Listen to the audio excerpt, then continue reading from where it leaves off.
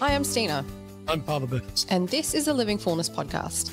On this episode, we're going to have a chat about a new show that's come out and answering the question, is Satan the bad guy? If you're new here on the Living Fullness podcast, we chat about the virtues, about cultural trends and shifts, we do book studies, whole range of stuff. So we're very happy to have you join us, and you're most welcome.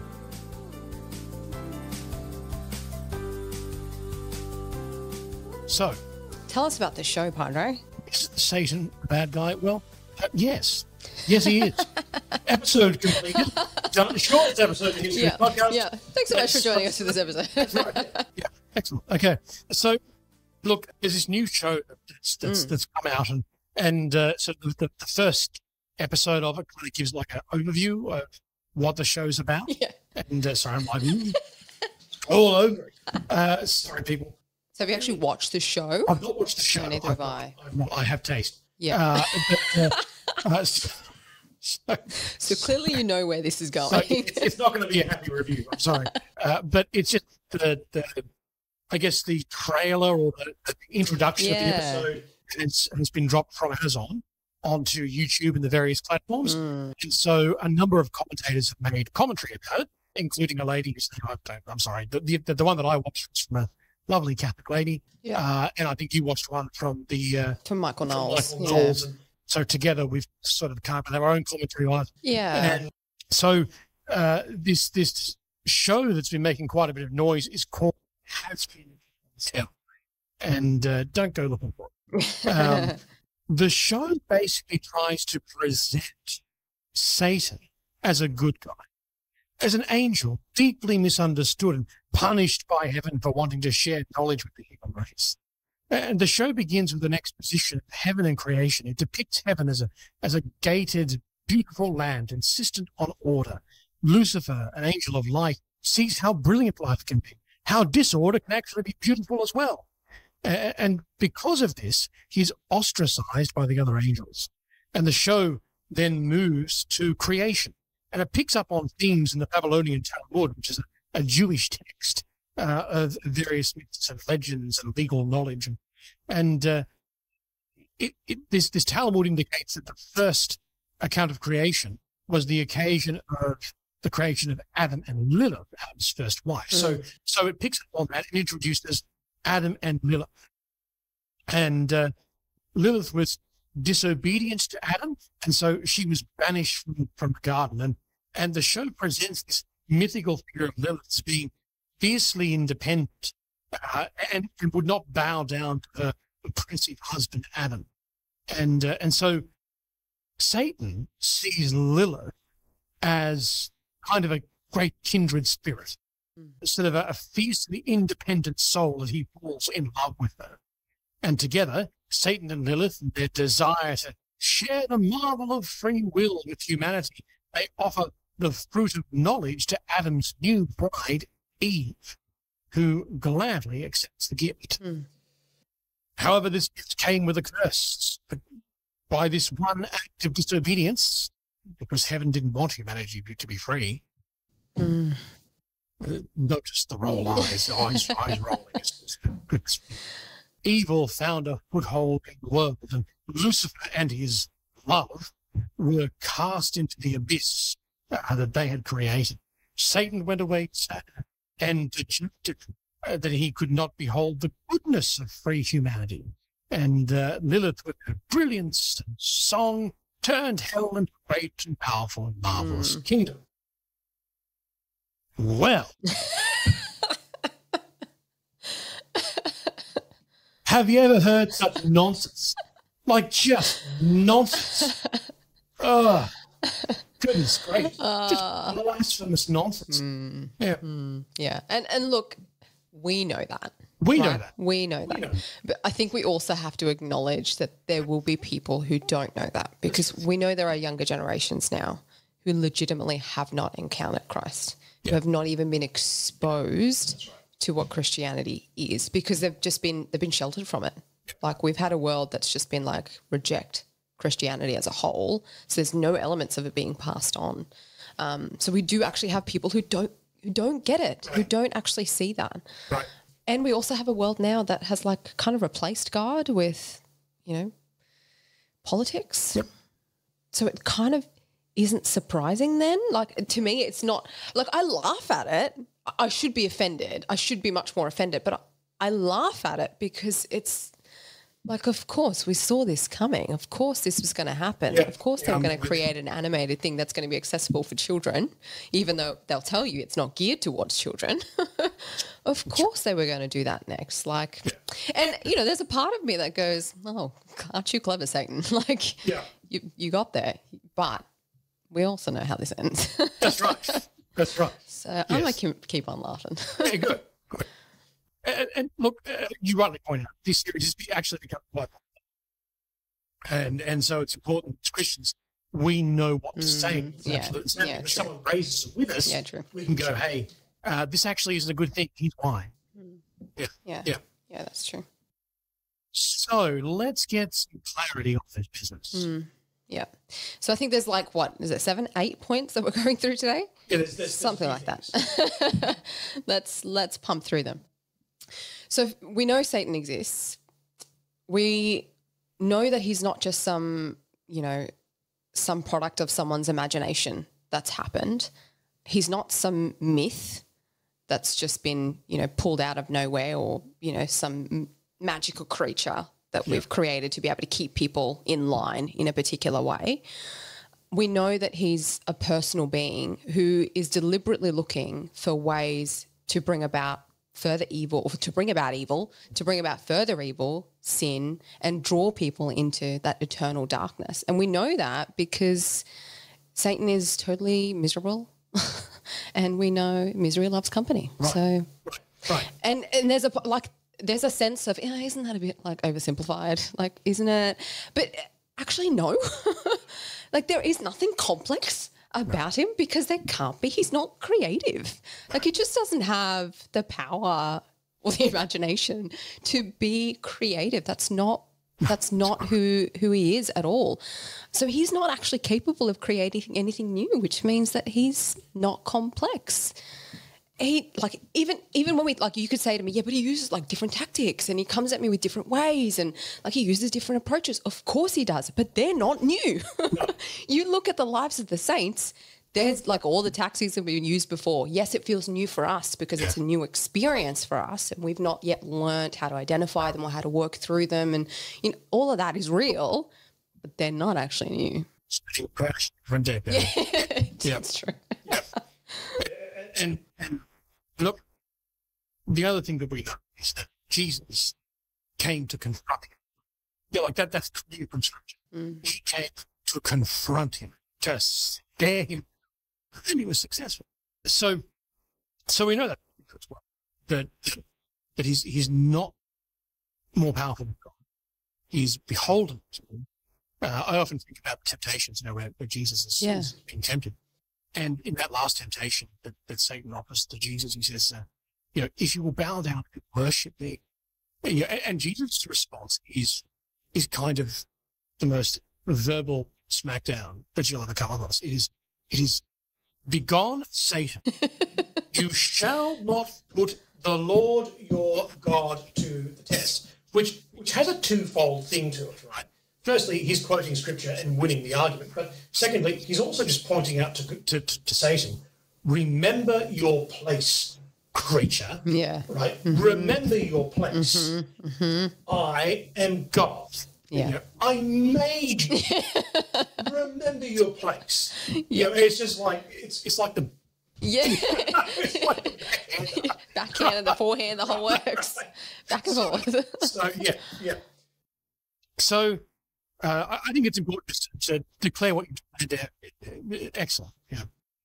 But secondly, let's address this stupid TV show. So, firstly, heaven is a gated kingdom. Well, heaven, while having the quality of placeness, that's some kind of place. We know that because there are at least 2 glorified bodies in heaven, and bodies need a place to exist.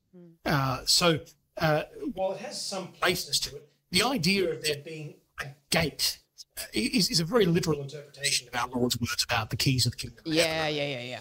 So the context of this show, though, it makes it sound as though heaven is cut off, devoid of connection, which is not true. heaven, while having some measure of placeness, is more fundamental being in communion with God.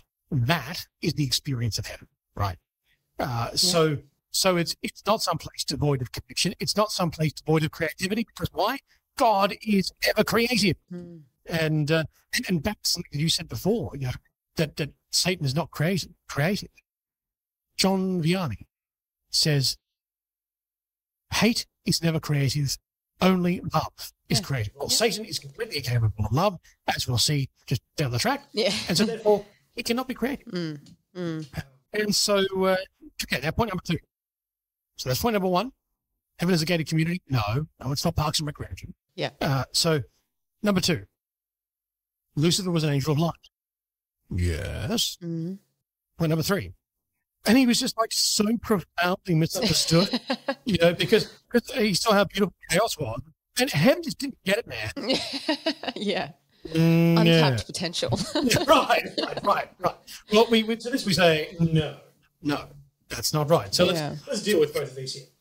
Yes, he was an angel of light. It's commonly held angels at some time after their creation had not yet seen fully the glory of God. And before they beheld that vision, they were offered a choice to worship God, and not just any God, but a God who humbles himself so radically that he would take upon himself a lowly human nature, so that the human person might know the immense love of God.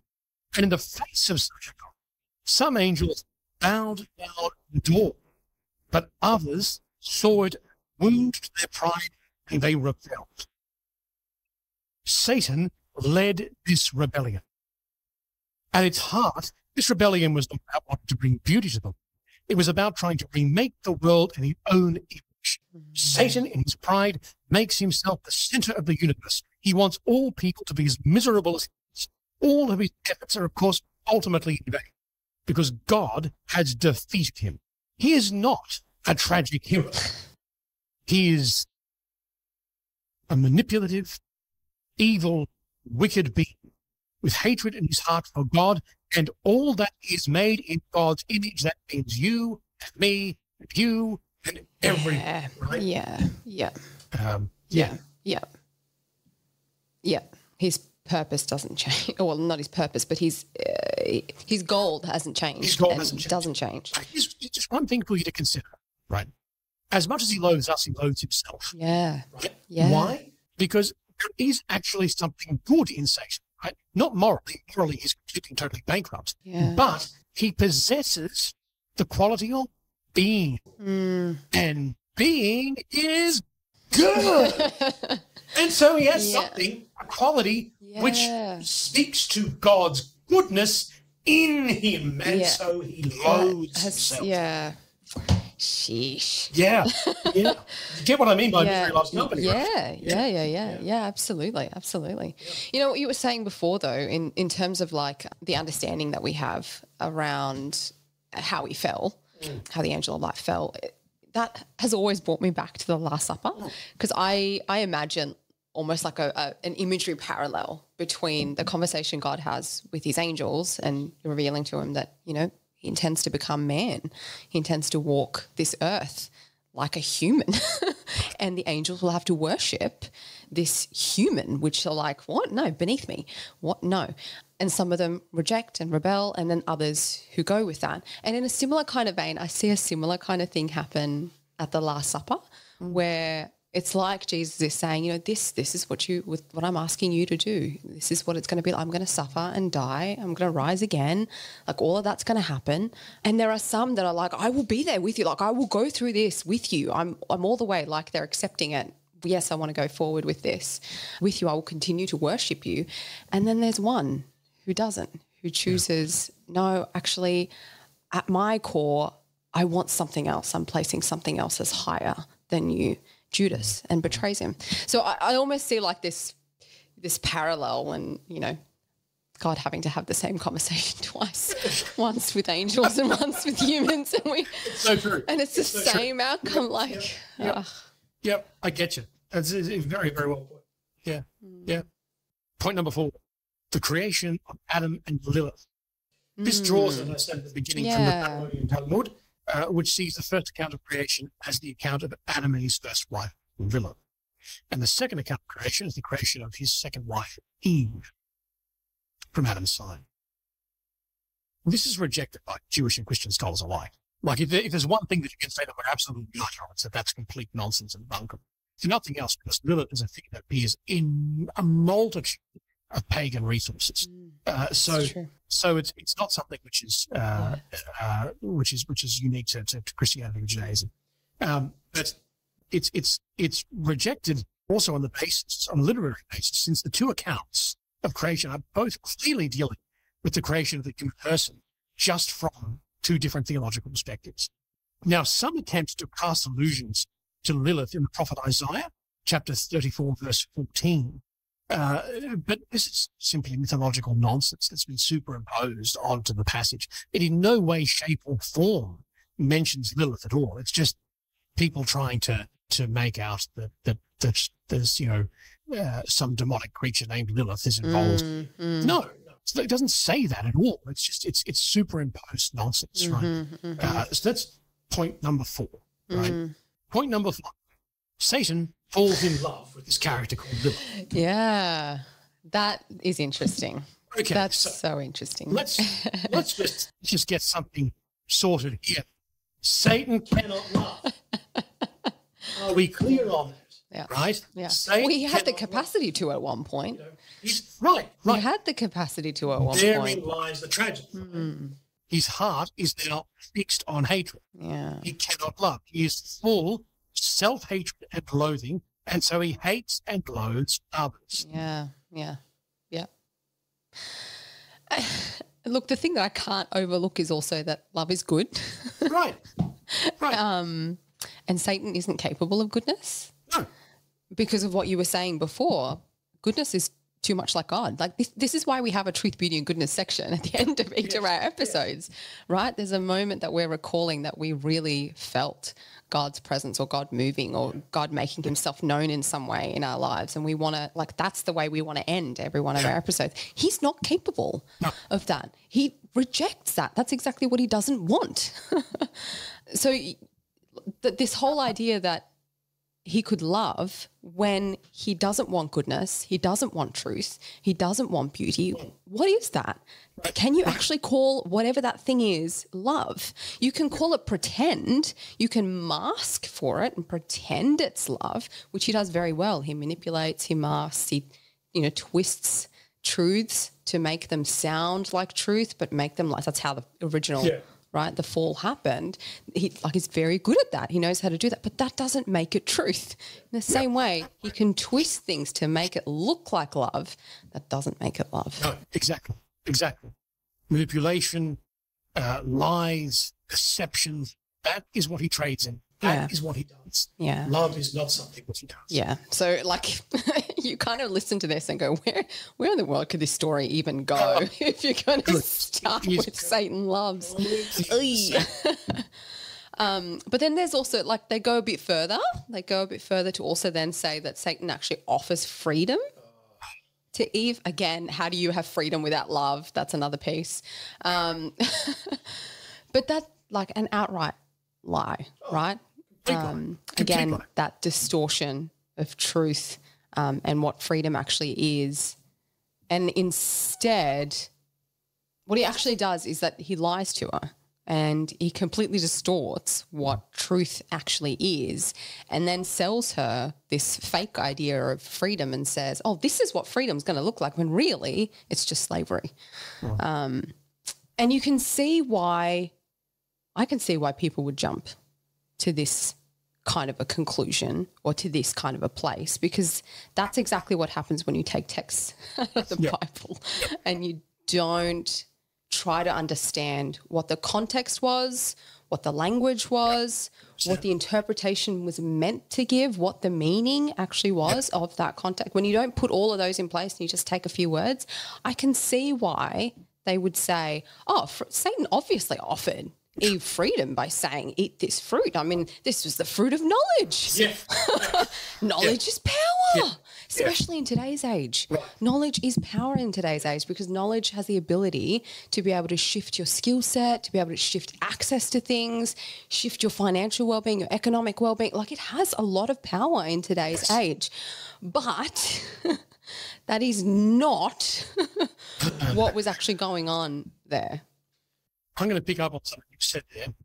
So I know Jeff Bezos probably doesn't listen to our podcast. I'm going to say that he probably doesn't listen to our podcast. Yeah, probably. But just in case somehow we come across this thing here, Jeff, do better, sunshine. like this is serious stuff. Yeah. You know, and what are we doing? We're saying that somehow the boundaries that are put in place here were actually meant to keep them in the dark, to keep them not free and nothing any further from the truth. Christ wanted to share his very self with. What is this knowledge that's Satan offered?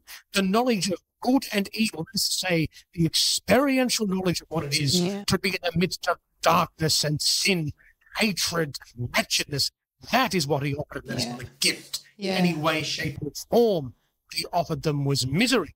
What God offered was genuine knowledge, the knowledge of himself. And in fact, it was a constant Christian teaching that one of the things that he gave them at their creation was the gift of knowledge, the knowledge of the world around them. Yeah. That is a consistent teaching of the Christian church throughout the ages. Yeah. And, oh, no, he didn't want to give them knowledge. Nonsense.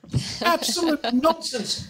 Do better, Amazon. Terrible. Sorry, I'm getting really worked up. You are. Take some deep breaths. Yeah. It absolutely infuriates me. Yeah. So, Yeah, you're rightly offended by it. You should be. My tablet went off and I had to bring it back up, and that's what brought me back down to.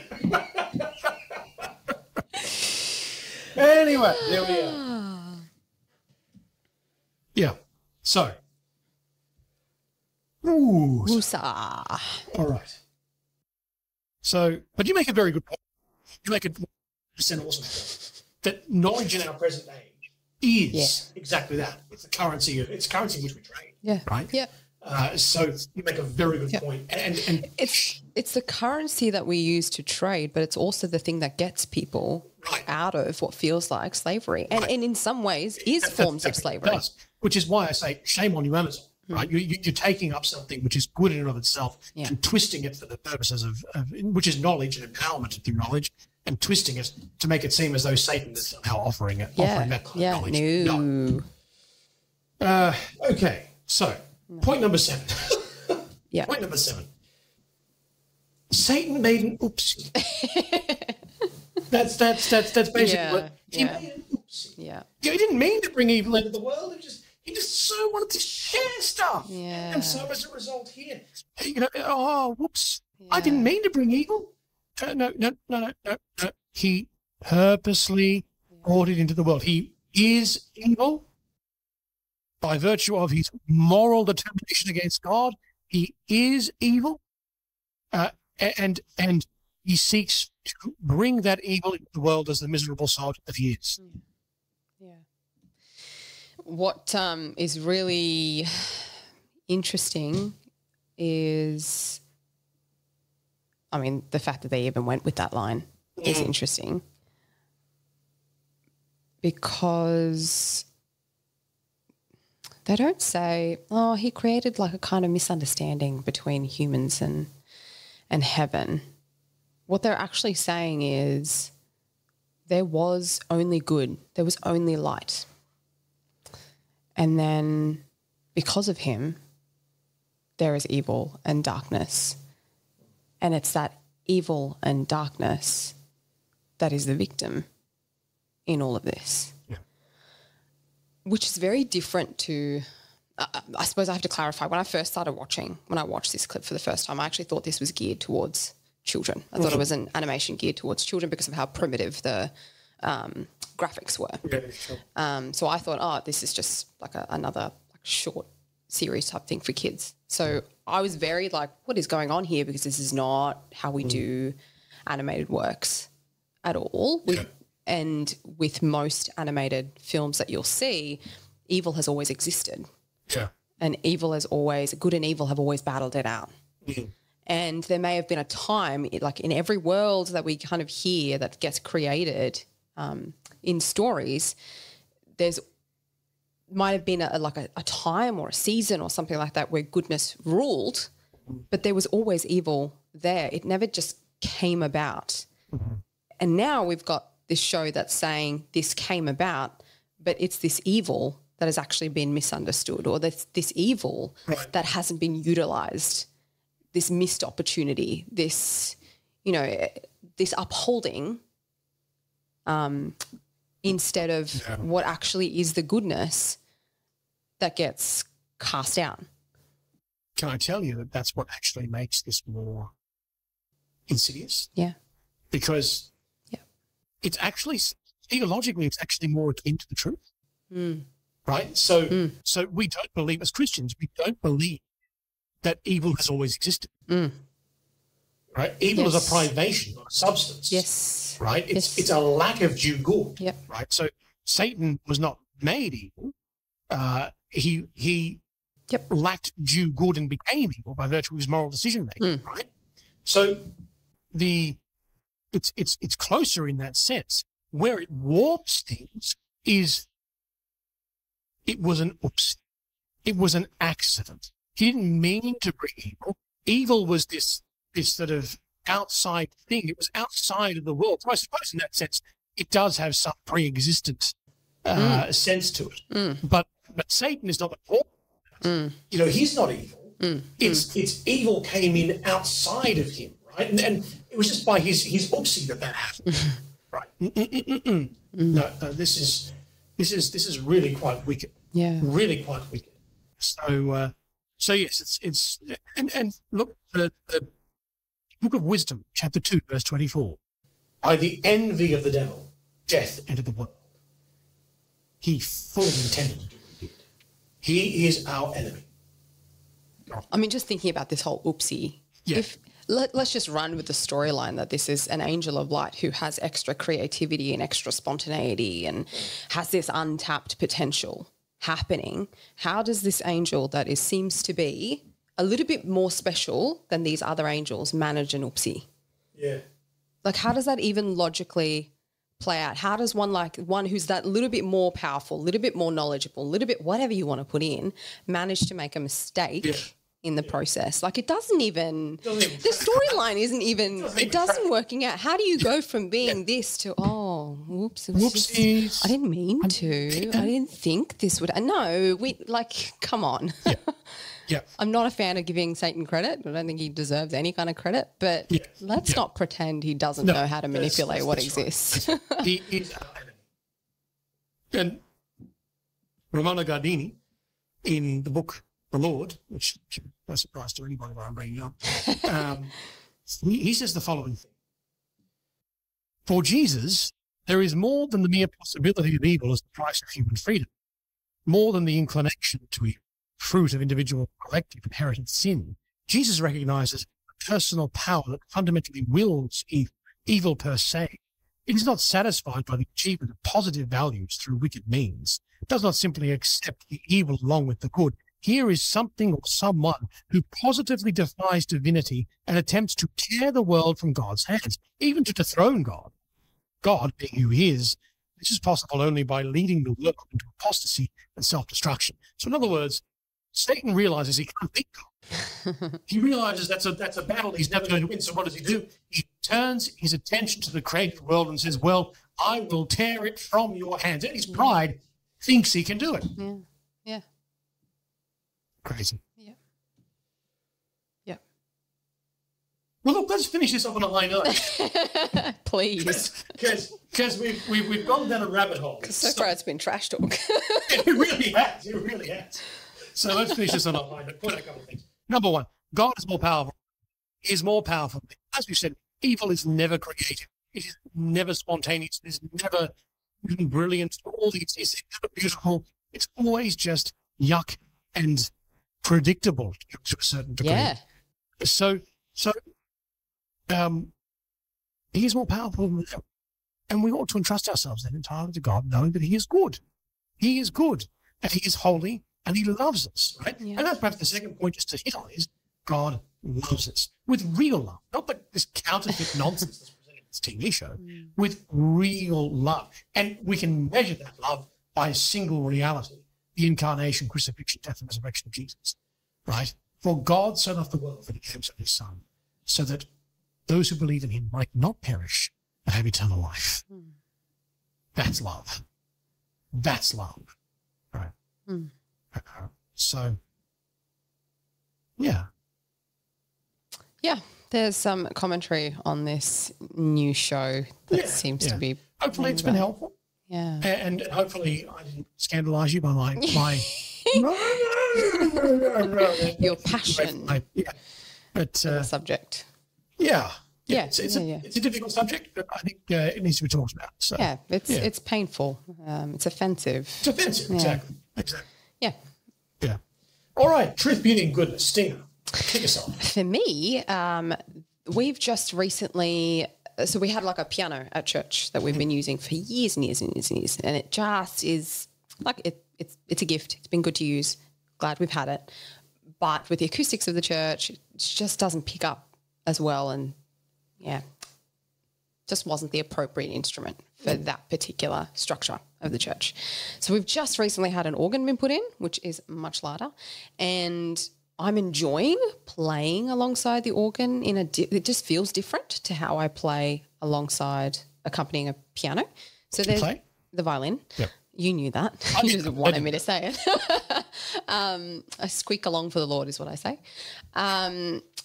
But what I've noticed as a result, because we're now using the organ, which is a little bit lower in key and is a little bit louder, the congregation is singing up.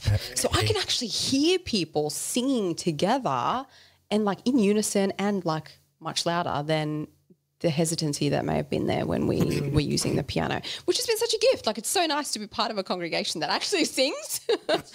So good, so good. What about you? Mine is a resource. It is a book that I recently purchased called Reflections on the Triduum by Louis Bouyer. And he was one of the theologians of the Second Vatican Council.